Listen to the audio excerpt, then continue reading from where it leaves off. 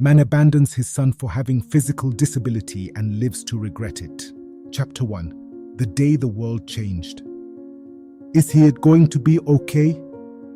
Matthew's voice wavered, barely masking the dread that curled deep in his chest. The doctor's words were careful, slow. Your son is healthy, but there are concerns. His legs show signs of a congenital disorder, and it's possible, likely, that he may never walk. Matthew's world collapsed inward. The small, sterile room became suffocating. He could hear Grace behind him, softly whispering to the tiny bundle in her arms, soothing the newborn's small whimpers. But for Matthew, time had stopped. The future, once so bright, had been obliterated in an instant. "Can you leave us for a moment?" Matthew asked the doctor, his voice now a harsh whisper. He felt Grace's eyes on him, heavy with concern, but he didn't dare meet them. The door clicked shut behind the doctor, leaving a hollow silence in its wake. Grace cradled the baby, her voice filled with a love that only a mother could summon. "Matthew, look at him. He's our son. We'll figure this out." But all Matthew could think of was the child he had imagined, the one who would run into his arms, who would play soccer, who would be everything a father dreams of in his son. Instead, all he saw was a future full of wheelchairs, hospitals, and a lifetime of care. A weight settled over his heart, dark and cold. "Why us?" he finally whispered, his words filled with anguish. Grace reached for his hand, but he pulled away. He didn't know how to love this child. He wasn't sure if he ever could. Chapter 2. The silence that followed. The months that followed were marked by a strange, eerie quiet in their home. Grace poured her heart into Reggie, tending to his every need, learning about his condition, and embracing the challenges that lay ahead. But Matthew retreated. His pride was shattered, and the shame of his own feelings consumed him. Reggie was now a year old, his bright eyes full of curiosity, his tiny body constantly reaching for something just out of sight. But Matthew felt like a stranger in his own home. Every time he looked at Reggie, he saw not the innocent child, but the shadow of what could have been. He found himself working late, staying out longer, avoiding the life that awaited him at home.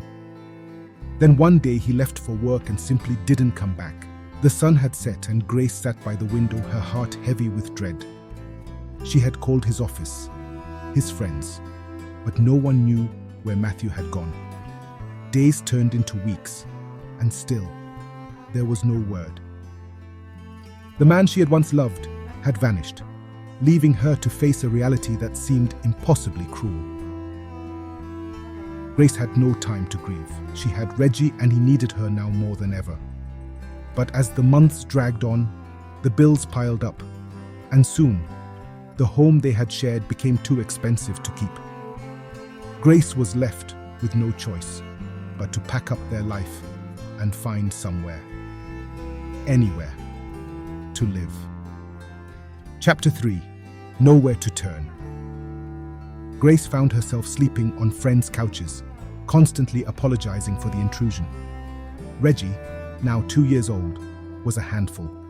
His legs remained weak, but his mind was sharp and active. He was always asking questions, always wanting to explore the world in ways his body couldn't keep up with. The strain was unbearable. Grace struggled to find work, but no one wanted to hire a mother who brought her child to interviews. When she finally found jobs, cleaning houses, washing dishes, she often lost them as soon as they realized she had to bring Reggie along, strapped to her back or in his little wheelchair. "Sorry, Grace, it's just you can't keep bringing him here," they would say, their eyes full of pity. The rejection stung. Grace would walk home, the sun setting behind her, Reggie asking innocent questions from his chair. Why don't we have a home, Mama? Why don't we have enough food? Grace had no answers for him, and so she swallowed the lump in her throat and kept walking. At night, she would lie beside Reggie in whatever temporary shelter they had, and silent tears would soak her pillow. She felt as if she had failed him in every way, but she couldn't give up. Not for Reggie. He was all she had left. Thank you for taking the time to watch the video up to this point. Please subscribe. Chapter 4: A Chance Meeting. One afternoon, as Grace cleaned the streets of the city, Reggie sat beside her in his wheelchair, playing with a small toy car. Her hands were raw from the work, her body aching from exhaustion. She could feel eyes on her, judging her, but she had learned to ignore the stares, until a voice broke through the haze of her fatigue. "You seem like you could use a hand," said the man, his suit clean and crisp, out of place in the gritty street. Grace looked up, startled by his kindness. I'm fine," she stammered, though her face betrayed the truth. She wasn't fine. She was barely holding on.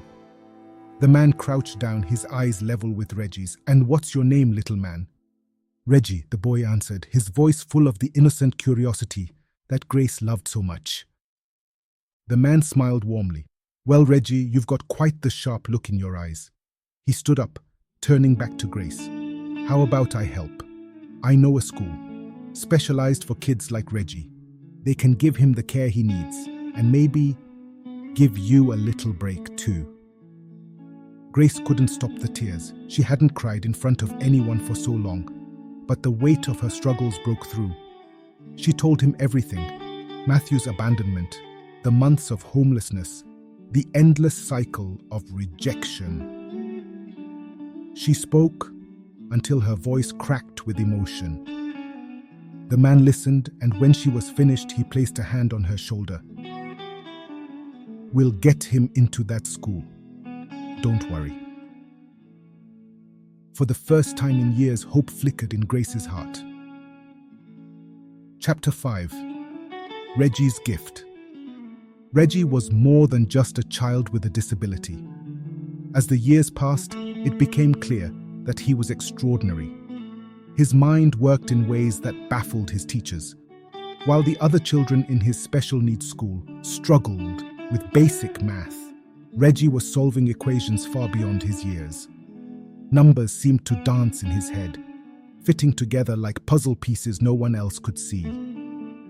By the age of 12, Reggie was being studied by mathematicians and scientists. His mind was a gift, an anomaly. He saw patterns in chaos, order in the incomprehensible. Grace watched in awe as her son grew into someone the world had never seen before. At 16, Reggie was recruited by a prestigious space agency. His talent for solving complex mathematical problems unmatched. He helped design calculations for astronauts, navigating the unfathomable distances of space. The boy who couldn't walk had become the mind that propelled humanity forward. Chapter 6: The Ghost Returns. Mathew heard about Reggie long before he had the courage to return. He had spent years in a small town, trying to forget the family he had abandoned. But no amount of distance could erase the guilt that gnawed at him. He learned of Reggie's genius through the news, a disabled boy who had defied all odds, now working on space exploration. The shame was unbearable. One day Mathew stood at the door of Grace's tiny apartment, his hand trembling as he knocked. The years had aged her, lines of hardship etched into her face. She opened the door, her eyes widening in disbelief. "I'm sorry," Mathew said, his voice hoarse. "I was wrong. I want to come back." But Grace's heart had hardened. She had built a life from the ruins he had left behind, and she had no space for him anymore. "You left us," she said, her voice cold and resolute.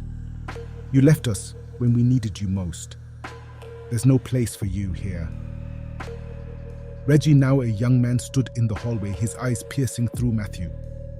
He had read about his father's disappearance, had heard the stories from Grace, but nothing could prepare him for the reality of seeing the man who had abandoned them. "I don't need you," Reggie said quietly. "We don't need you." Mathew's heart shattered, but he knew he had no right to expect forgiveness. Chapter 7. The Diary of Regret. Mathew lived the rest of his life in quiet regret, haunted by the choices he had made. He kept a diary, chronicling the pain of watching his son succeed from afar, never allowed to be part of the life he had missed. "I was a coward," he wrote. "I abandoned my family because I couldn't face the reality of what my son might be. I couldn't see the beauty in him, couldn't see the strength in Grace, and now I have nothing." 10 years after his return, Mathew died, alone and full of regret. The diary was found among his belongings, a testament to the father he wished he could have been. Reggie never read it. He had no need for the apologies of a man who had abandoned his family. His future was brighter without the ghosts of the past. But sometimes late at night, when the world was quiet, Reggie would find himself wondering what might have been, what could have been, if his father had stayed. And in those moments, a sadness would settle over him, a quiet longing for a family that had never truly been whole. As you reflect on this story, ask yourself, what would you have done in Mathew's place? How do we face the challenges that seem too overwhelming to handle? Can we ever truly run from life's responsibilities, or will they find us in the end? And perhaps most importantly, what does it mean to forgive, or to live without the need for forgiveness at all? Tell me what you think in the comments below. Thank you for watching this video. Please check out other similar stories on this channel and subscribe. Cheers. Have a good one.